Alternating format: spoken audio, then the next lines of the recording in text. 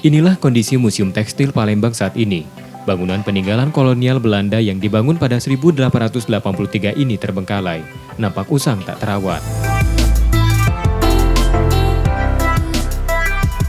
Usai kemerdekaan Indonesia, bangunan berkonsep klasik Eropa ini diambil alih pemerintah daerah dan difungsikan sebagai perkantoran. Pada 2007, bangunan ini beralih fungsi sebagai museum tekstil, tempat menyimpan benda-benda bersejarah, terutama batik khas daerah. Sayangnya, eksistensi museum tekstil tak bertahan lama. 2011, bangunan ini direncanakan akan diubah menjadi hotel. Namun karena ditolak budayawan, museum pun akhirnya ditutup dan tak difungsikan.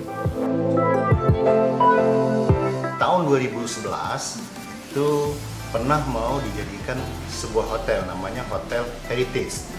Nah, kita dari masyarakat sejarah itu sangat menentang. Kenapa titik pilihannya itu di museum tekstil?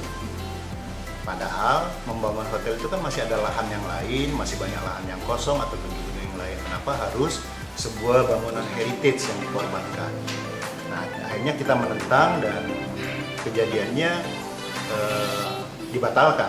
Jadi museum tekstilnya dibatalkan, tapi sampai sekarang terlanjur kosong karena museumnya sudah dipindahkan dan akhirnya tidak difungsikan kembali menjadi sebuah museum dan akhirnya bangunannya terbengkalai.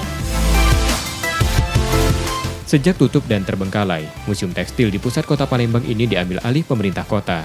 Diharapkan museum ini dapat difungsikan kembali dan dirawat dengan baik. Agar bangunan bersejarah yang menjadi salah satu bukti dan saksi sejarah masa kolonial hingga kemerdekaan tak tinggal sejarah. Rizky Oktora, Rizky Nurmizan, Kompas TV, Palembang.